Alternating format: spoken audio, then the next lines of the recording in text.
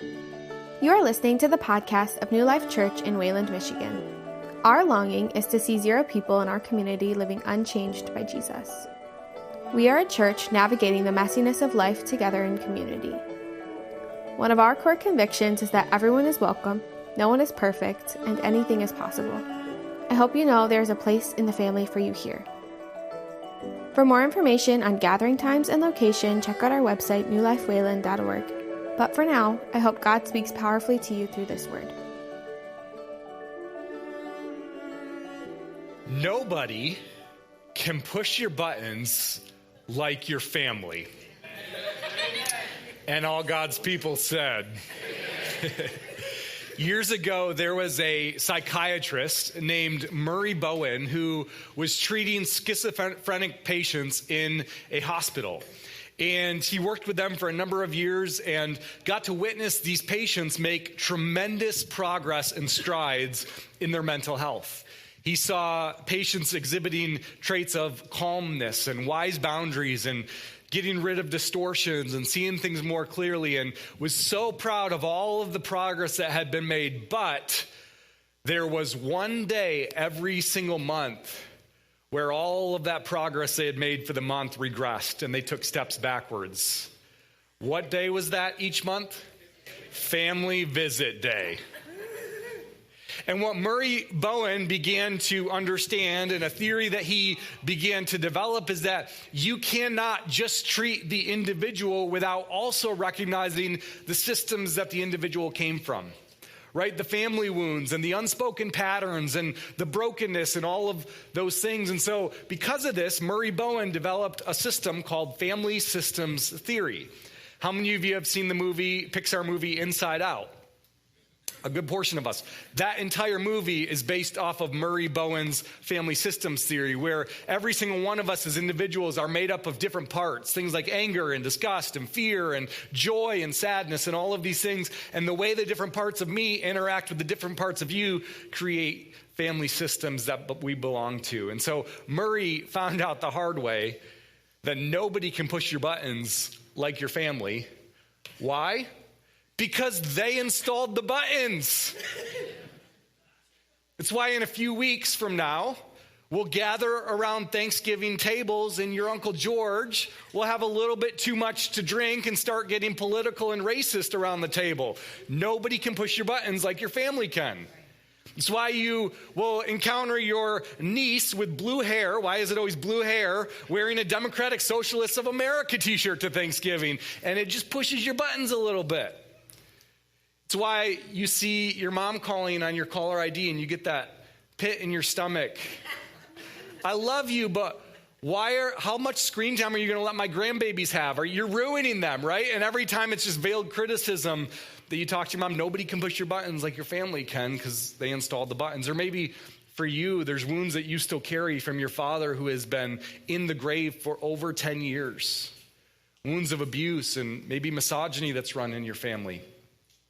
And it's calling out from the grave still. He's still pushing your buttons from the grave. The truth is nobody can push our buttons like family can because our families installed the buttons. Now, I know in a room this size that if we were to do a survey on the different family systems that we came from, we'd get a pretty wide variety of experiences, wouldn't we?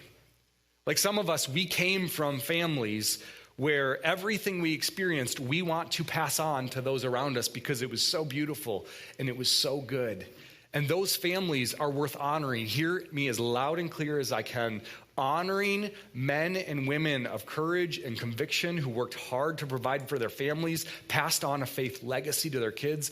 Those people are worth honoring. We are called to honor those family systems. But then on the other hand, I know a lot of us maybe came from family systems where we actually need more honesty about the brokenness that we carry from them. Where there are patterns of abuse, maybe estrangement, maybe unhealthy conflict resolution or no conflict resolution at all. Maybe patterns of addiction. And so for us, we need to have honesty. And maybe for some of us, our family systems are kind of a mixed bag of both. There's things that we want to pass on, and there's things that we also want to stop with us. The truth is, honor and honesty both can show us where we came from and help us grow beyond it. I want to say that again. Both honor and honesty can show us where we came from and help us grow beyond it. See, here's what I believe about our families. We can either demonize where we came from, we can idolize where we came from, or we can choose to humanize where we came from. And here's what's true about following Jesus. From the very beginning of the story in Genesis to the very end in Revelation, living in covenant with God always requires we leave behind what was in order to take hold of where he's leading us. Think about this. From the very beginning of time, before sin even entered the picture, Genesis 2, how does God describe marriage? He says, for this reason, a man will leave his father and mother, right? Leaving behind what was, and he will be united to his wife, and the two will become one flesh. This vision of marriage, repeated by Jesus and Paul in the New Testament, involves a leaving behind in order to take hold of the covenant that God has for us. But it's not just in the marriage relationship. Following Jesus requires the same thing. Jesus himself said, anyone who does not hate father and mother or family is not worthy to be called my disciple. Now, is he advocating that we rebel against our families or disown them or run as far as we can or dishonor them? No, quite the opposite. We are called to honor our family stories. But there is always a leaving behind of what was in order to take hold of what he has for us. And the story we're going to look at this morning is the story of a woman who does just this in the Old Testament. This is one of the most beautiful stories in the whole scripture of what it looks like to leave behind what was, to take hold of the covenant love that God has for somebody. And so we're going to be this morning in the book of Ruth. And so if you have your Bibles with you, turn to the book of Ruth. It's near the beginning here, right after the book of Judges. And I lost my bookmark spot, so I get to search for it in front of everybody here. There we go. Ruth chapter 1, verses 16 and 17. Take a look at what Ruth says. But Ruth said, do not urge me to leave you or to return from following you. For where you go, I will go. And where you lodge, I will lodge. Your people shall be my people, and your God, my God. Where you die, I will die, and there will I be buried. May the Lord do so to me and more also, if anything but death parts me from you. Now, if you don't know the story of what's happening here, those words may kind of be like, okay, cool story, bro, but what does that actually mean? I want to give you a picture of the significance of what Ruth is doing in this moment. So put yourself in Ruth's shoes. Ruth is a Moabite woman who lives in Moab. She is Moabite through and through. Her family, her culture, her history, her genealogy, all of it Moabite. And that's important because during this time in the world, the Israelite people, who were longstanding enemies of the Moabite people, were in a period of tumult. They were in the period of the Judges where it says everyone was doing what was right in their own eyes, and there's famine and there's conflict and there's all of this stuff happening in Israel. So several Israelites, including one family, end up moving over to Moab. And that's where Ruth meets this Jewish family, this Israelite family. And there is profound risk as she says, I do, to one of the sons. She gets married to one of the Jewish sons of this family. Now, this is a really big deal for a Moabite woman and a Jewish man to get married to one another because, like I said, there is a long-standing history of conflict and division between these two groups of people. They are bringing generations worth of history into this marriage. In fact, take a look, for example, Deuteronomy 23, 12 generations before Ruth, this is what the Lord said to the Israelite people. No Ammonite or Moabite, so that's Ruth's people, Moabites, may enter the assembly of the Lord even to the 10th generation. None of them may enter the assembly of the Lord forever. So in other words, generationally, this woman, Ruth, is barred from entering the presence or the assembly of the Lord. There is a division between her and God because of this family history that exists between these two groups of people. Can you imagine what her parents would have said hearing she was marrying a Jewish boy? Like, what would her culture have said? What would her people have said if they heard or saw this? And so what ends up happening in this story is Ruth's father-in-law, a guy named Elimelech, passes away.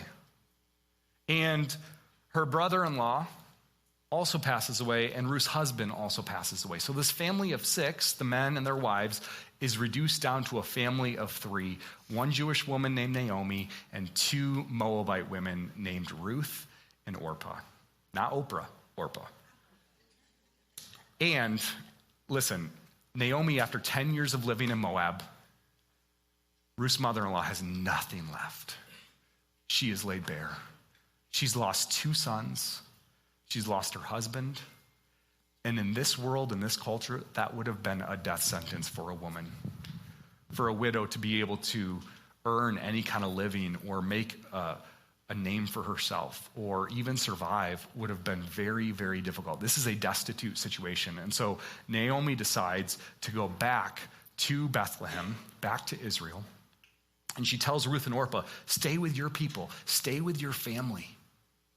Like, you have more of a chance to build a life with your family, staying with your people. And that's where Ruth says, no, Naomi, where you go, I will go, and where you stay, I will stay, and your people will be my people, and your God, my God. Ruth is making the decision in this moment to leave behind everything she knows to step into a covenant love with Naomi, with God, with his people. It is a profound act of leaving behind what she knows in order to take on covenant with the Lord. In fact, Naomi is so laid bare in this moment. Take a look at what she says in Ruth chapter 1, verses 20 and 21, just a few verses after what we just read. She says this, Naomi said to them, do not call me Naomi. By the way, the name Naomi means sweet or delightful. She said, don't call me sweet. Don't call me delightful anymore. Call me Mara. For the Almighty has dealt very bitterly with me. I went away full, and the Lord has brought me back empty. Why call me Naomi, when the Lord has testified against me, and the Almighty has brought calamity upon me? You know, when I read Naomi's words here, they're really resonant because they're so honest before the Lord, aren't they? They're honest about the family story that she is carrying in her own life. Like, I have lost everything in my family. I've lost husband and 2 sons. And my family story is marked by famine and conflict and poverty and displacement. And the people that live around me in Israel are not living in faithfulness to God. Naomi is in a place of emptiness, so much so she goes to the Lord and she says, you brought me in full and you have led me back empty. I was full and now I'm empty, and God, it is your fault. How many of us, if we were honest before the Lord, like just that profound honesty before the Lord about where our family story is right now? God, I was full, but now I'm empty. God, how many more months of negative pregnancy tests am I going to navigate? God, when are you going to step in and heal my marriage? God, why is anger and resentment still such a part of my reactions to the people around me? God, I was full and now I'm empty. Naomi is honest before the Lord, and I just wonder for some of us this morning, like, how far would that honesty before the Lord go? God is not afraid of that level of honesty. He's not afraid of us naming that. And so Ruth does that. She brings it and she says, do not call me sweet. Call me bitter, because I am empty. You know, I think about the family stories that shape us, the family story that shaped Naomi, the family story that shaped Ruth. Again, generate about a dozen generations of divide between these two groups of people. And I think about the way our families shape us. A couple weeks ago, I was in the doctor's office for a physical. And I'm going to be real honest, I never go to physicals. Like, I schedule them like I'm supposed to, and then I just don't. Like, it's been 3 years since I've been to a physical. My doctor scolded me big time for waiting so long. The reason, guys, is I hate needles. I have all kinds of tattoos, and it's ironic, right? I hate needles. I don't want to get blood drawn. I don't want shots. I just, ugh. And anyway, so I go and, you sit in the waiting room, and I'm at this doctor physical, and I'm filling out the family medical history piece. And then I go in and, they take my weight and my temperature and pull down the pants and cough and whatever. Like, we all know it, okay? Like, it's a part of the process. They take my blood and everything's like normal. We're talking about lifestyle and family history and all of that stuff. And then I'm about ready to leave, and the doctor comes in and he says, "Hey, Brad, I have your blood test results back." And he said, "Everything looks pretty good except for one thing. Your A1C levels are pretty high. In fact, they're only 0.1 below diabetic level." And so then he starts asking me all of these questions about my lifestyle and what's your carb intake and what is your physical fitness level and what is your, stress level and how much sugar do you eat? And I was like, well, after Halloween, I don't want to talk about that. But like all of these lifestyle questions. And as we were asking these questions and answering these questions, like it became apparent, like my lifestyle probably wasn't the cause of this. Like, I'm not perfect. I love a good Taco Bell binge every once in a while, but I'm relatively pretty active and pretty healthy. So then he began asking questions. Well, do you have history of diabetes in your family? I'm like, no, like not at all. And so it went on our way, and he's like, we'll test you again in 6 months to kind of see where you land. And so I was telling my brother about this, and I was like, hey, like this is what happened, blah, blah, blah. And he goes, you really should call Dad. I was like, okay. He's like, Dad might be able to enlighten you on some things here. So I get on the phone and I call my dad, and my dad's like, yeah, I've lost 50 pounds in the last 6 months, and which I knew. I do talk to my dad, but I lost 50 pounds in the last 6 months, and I've been avoiding carbs because I had the exact same diabetic test results that you did. In fact, your aunt also has the same thing, and there is a family history here of that stuff. So we concluded that I get all of the crappy, like, body stuff. Like, I got gout from my dad. I got the pre-diabetic stuff from my dad. Like, thanks, Dad. I really appreciate it. And the point is, the reason I share that story is because if the doctors ask us to share about our physical family history, why would we not also want to get honest about our spiritual family history? The things that we pass down to one another, the things that were handed to us, the things that we carry to this day. I mean, Ruth and Naomi, they have a long history between their families. 12 generations of divide. A curse against Ruth's people that says no descendant of Moab can come into the presence of the Lord, not even a 10th generation descendant of Moab can come in. There's a family history there. And as we process through this, one of the things that I've observed is that there is a marked difference between the maturity level of a disciple of Jesus who has done this work and those who have not done this work. There is a marked difference between the two. So I want to ask you 3 questions this morning to kind of get you processing through some of this. And maybe you've already done this work, and maybe you have an opportunity to teach others about doing this work. But I want to ask you just 3 questions. These are kind of self-reflective questions. But the first question is this: what formed me? Like, when you look at your own story, what has formed you? How was faith talked about in the home that you grew up in, or not talked about? What was celebrated in the home that you grew up in? How was sex talked about or not talked about in the home that you grew up in? How was love and conflict handled? What formed you? What things come to the surface when you think about what has formed you? For Naomi, it's the emptiness she's feeling of loss and grief that has formed her. The second question to process through is, what follows me? What patterns? Maybe for you, there's an addiction, or there's a propensity to be short-tempered. There's anger that follows you. Maybe there's a traumatic event in your family history that follows you, like a death or a diagnosis. What follows you? And then the third one here is, what are you passing on? What am I passing on? And by the way, this isn't just for what are you passing on from parents to kids. If you're single, if you don't have kids, what are you passing on to your coworkers? What are you passing on to the friends you have in your life? What are you passing on to your neighbors? What formed me? What follows me?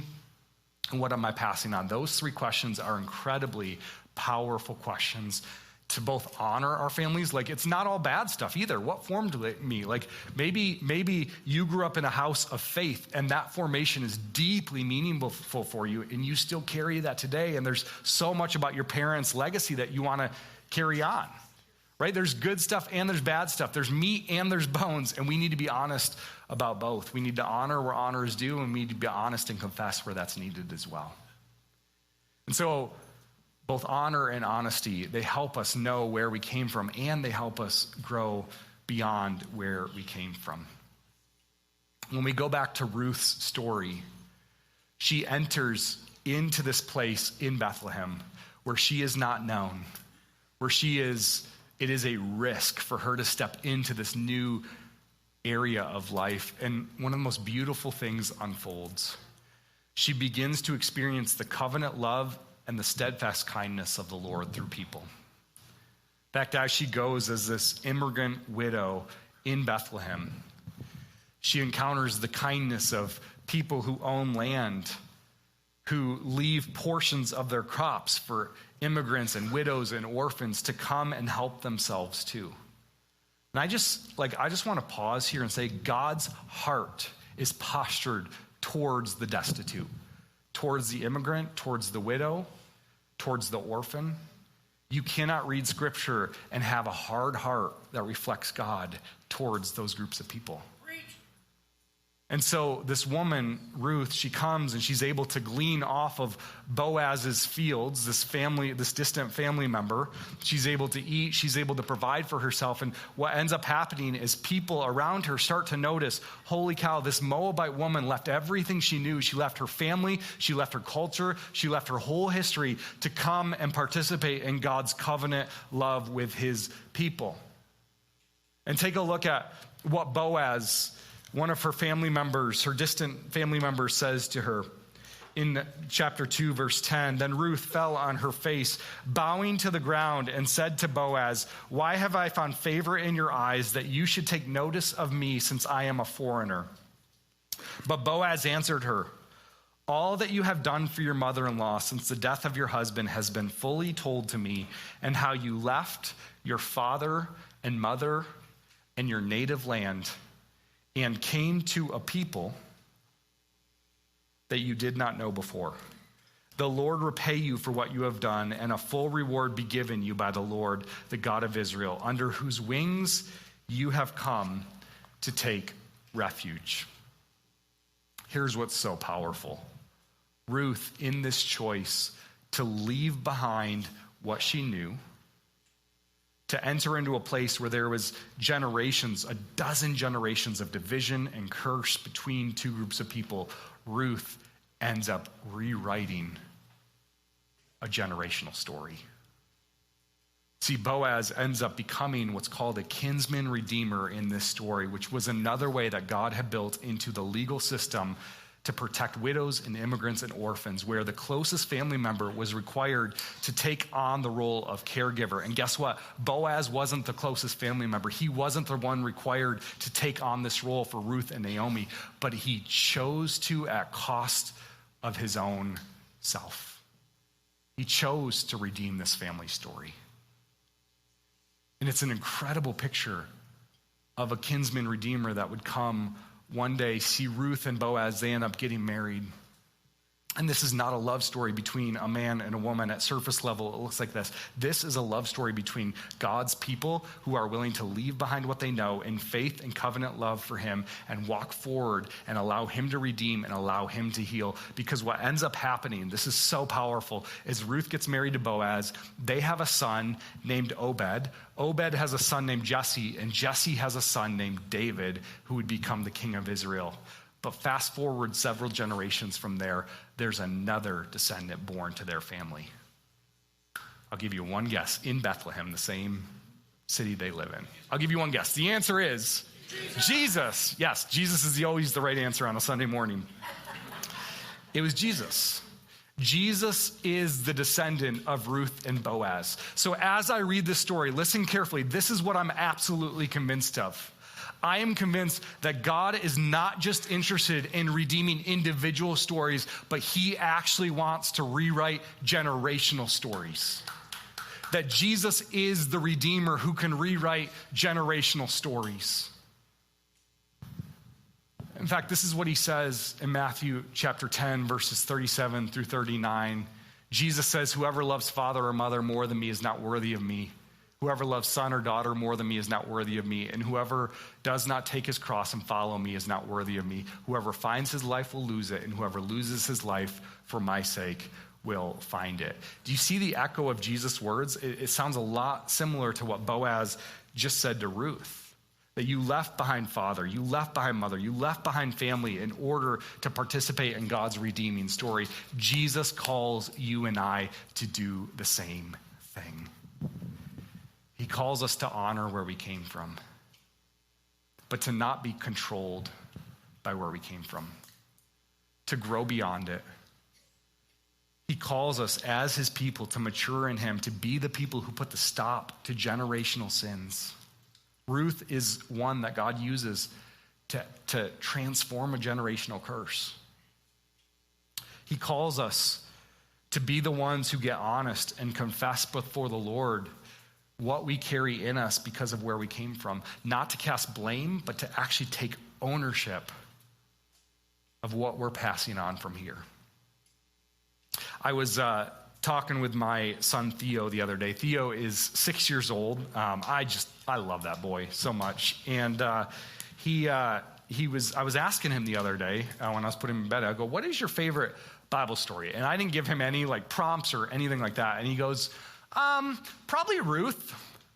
And I was like, that was not the answer I was expecting. Because if you would have asked me that question at 6 years old, I would have said like Daniel in the lion's den or David and Goliath or something like that. Like I like the ones where his head gets chopped up. Like those are cool stories. Ruth, that was his answer. I love how tenderhearted he is. And he'll come home sometimes from school and he'll just be like, hey mom, can we read the book of Ruth?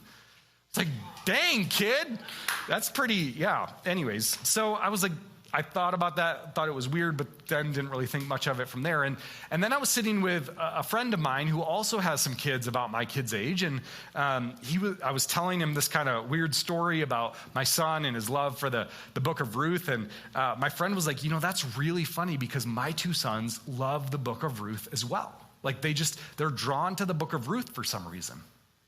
And as we began to think about it and we were sitting there more, we began to realize all three of our kids have something in common with one another. All three of them are adopted. And there's something about this story for an adopted kid, even at 6 years old, where he understands what it looks like to be called away and towards. To actually leave behind some origin stories for the sake of God's redemption. And we're in this age right now with our son where we're having some of these hard conversations about where his biological mom is and where his biological dad is and what it looks like to actually leave it behind. But what I notice in that story for me personally, and I think this is an opportunity for us to see ourselves in this as well, is that we are all called to this work if we are followers of Jesus. We are all called to leave behind the sin patterns, the addictions, the stuff and the wounds that we were handed, and called to walk forward into what God has for us. He wants to redeem generational stories. Are you willing to let him?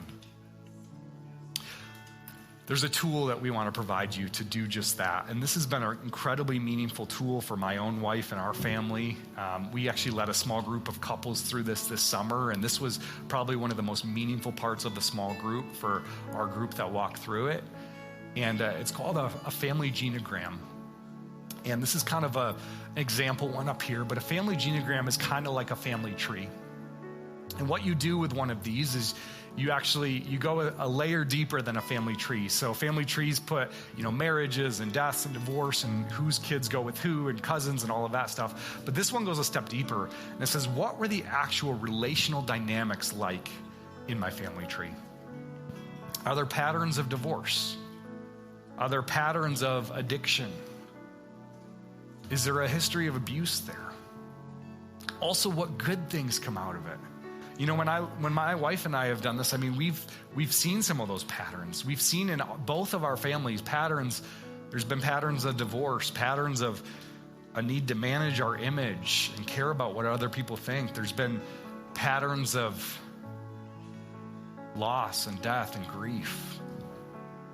But one of the most significant things I noticed about my family story when I was doing this is that there was also a marked difference when my grandfather, as an adult, met Jesus. And it changed the people that came after him. And I'm just convinced that God does this, that he's still in the business of doing this, and it's not too late for you. And so I want to encourage you this week. There's a link up there. There's a QR code, zerocollective.org/brick-by-brick. We have a worksheet that you can actually print off. I encourage you to take an hour to go through this week and just process some of both the blessings and the burdens that you carry in your family story. And then don't stop there, because if that's all you do, it can land you in a place of bitterness. Take it and go process it with someone. Process it with a trusted friend. Process it with a spouse. Process it with a counselor. Process it in your small group. You'll notice patterns. You'll notice God working and moving in different ways, and then invite the Lord into it. Invite him to move. Invite him to speak. That's number one. And then the second thing I want to encourage you to do for parents in the room is this coming Tuesday, 2 days from today, we have a parent meeting that's being hosted by our youth ministry and our kids ministry. And if you are a parent in the room, I want to ask you as your pastor to make this a priority in your schedule, to rearrange other things in your schedule, to make this a priority so that you can say as a parent, I am taking ownership of spiritual formation in my home because I want to see generational stories rewritten. So as we close our service here this morning, I'm gonna offer a word of prayer for us, but we wanted to create some really intentional space and time in our service here this morning for you to process through this in prayer. Because nobody pushes our buttons like family, and we've been talking about family all morning this morning. So I imagine some buttons are pushed this morning, and that's okay. It's okay. We want to create some space and some time for you to worship the Lord, to pray through this. And so we're going to have our prayer team up here during this final song available to pray with you and pray for you. If God is kind of unearthing something for you, I want to encourage you during this song to come be prayed with and prayed for. If you need to come and you just need to worship the Lord before the altar here and just lay it bare before him and just bring what's in you, bring the grief, bring the sadness, bring the joy, the altar is open for you as well to come and do that. I'm going to close this in prayer. I'd love for you to stand just where you are. If everyone can stand up, we'll close in prayer.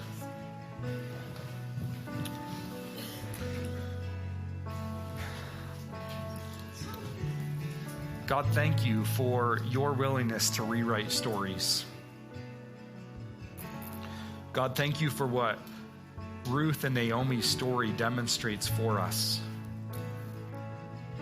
That your covenant love can redeem.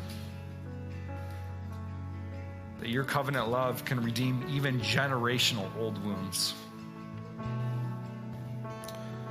God, I pray that this morning that we will trust to you the things that have formed us, the things that follow us, and the things that we are passing on to others.